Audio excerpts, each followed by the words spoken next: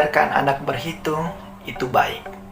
Namun, mengajarkan mereka apa yang berharga, apa yang utama, itu lebih baik, kata Bob Talbert, seorang jurnalis barat. Bapak Ibu, guru hebat.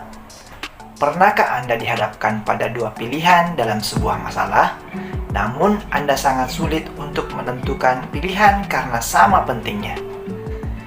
Itulah yang dikatakan dilema etika, di mana kita dihadapkan sebuah pilihan benar melawan benar. Namun, tak jarang kita juga menghadapi sebuah masalah dan sulit untuk menentukan pilihan. Padahal, kita harus memutuskan pilihan antara benar melawan salah. Nah, ini bukanlah dilema etika, melainkan adalah bujukan moral. Sebagai seorang pemimpin pembelajar, tentu kita harus berani mengambil keputusan yang tepat dan benar. Namun, bagaimana jika kita menghadapi pilihan yang dilematis antara benar melawan benar? Bagaimana Anda memutuskannya? Bapak Ibu, guru hebat. Secara umum, paradigma yang terjadi pada situasi dilema etika diantaranya adalah yang pertama, individu melawan masyarakat. Dalam paradigma ini, ada pertentangan antara individu yang berdiri sendiri melawan sebuah kelompok yang lebih besar, di mana akan kita tanyakan pada diri sendiri, apakah kita melakukan demi kebaikan orang banyak, atau menjunjung tinggi prinsip-prinsip atau nilai dalam diri Anda, atau kita melakukan apa yang Anda harapkan orang lain akan lakukan kepada diri kita. Nah, selama ini, pada saat mengambil keputusan, dan dasar pemikiran kita memiliki kecenderungan pada prinsip nomor 1, 2, atau 3. Ketiga prinsip ini adalah yang paling sering dikenali dan digunakan adalah individu ini juga menjadi bagiannya. Bisa juga konflik antara kepentingan pribadi melawan kepentingan orang lain, atau kelompok kecil melawan kelompok besar. Yang kedua adalah rasa keadilan lawan rasa kasihan, justice versus mercy. Dalam paradigma ini, ada pilihan antara mengikuti aturan tertulis atau tidak mengikuti aturan sepenuhnya. Pilihan yang ada adalah memilih antara keadilan dan perlakuan yang sama bagi semua orang di satu sisi, dan membuat pengecualian karena kemurahan hati dan kasih sayang di sisi lain. Yang ketiga adalah kebenaran melawan kesetiaan. Kejujuran dan kesetiaan seringkali menjadi nilai-nilai yang bertentangan dalam situasi dilema etika.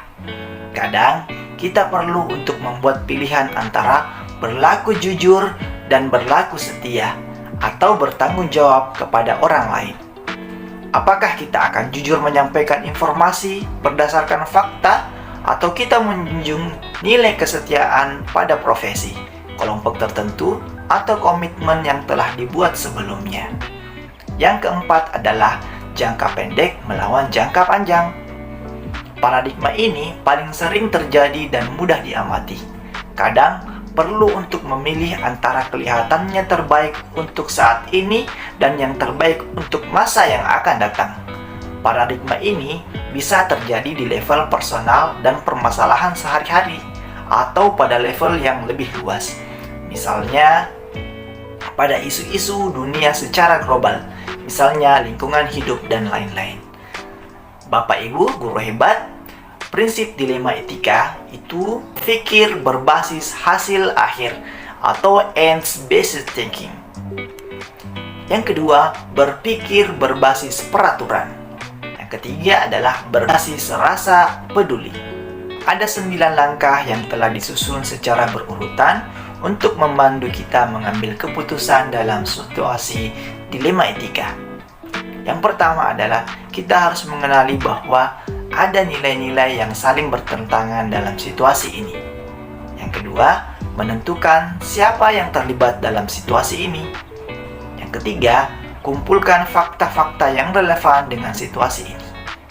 Keempat, pengujian benar atau salah.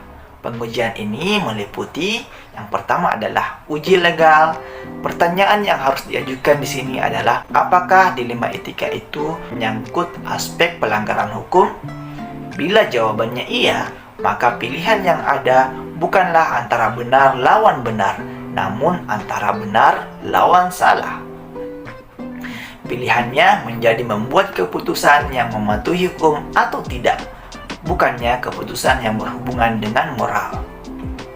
Yang kedua adalah uji regulasi atau standar profesional. Bila dilema etika tidak memiliki aspek pelanggaran hukum di dalamnya, mungkin ada pelanggaran peraturan atau kode etik. Uji institusi. Langkah ini mengandalkan tingkat perasaan dan intuisi Anda dalam merasakan apakah ada yang salah dengan situasi ini.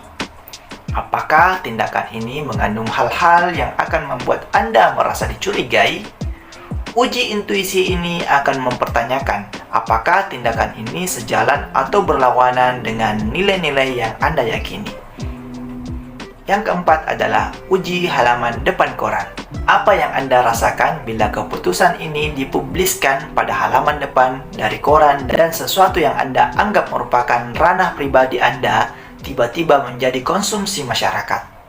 Bila Anda merasa tidak nyaman membayangkan hal itu akan terjadi, kemungkinan besar Anda sedang menghadapi dilema etika.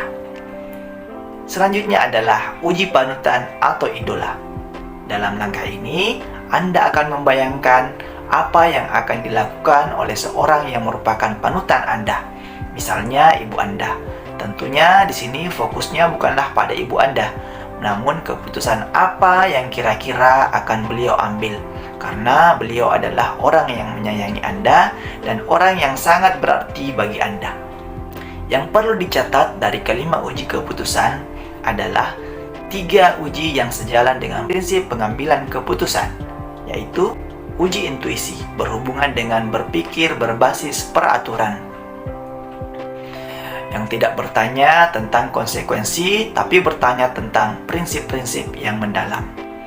Uji halaman depan koran sebaiknya berhubungan dengan berpikir berbasis hasil akhir. Bapak Ibu guru hebat, bagaimana menurut Anda? Silahkan tuangkan ide dan tanggapan Anda. Terima kasih. Salam guru penggerak.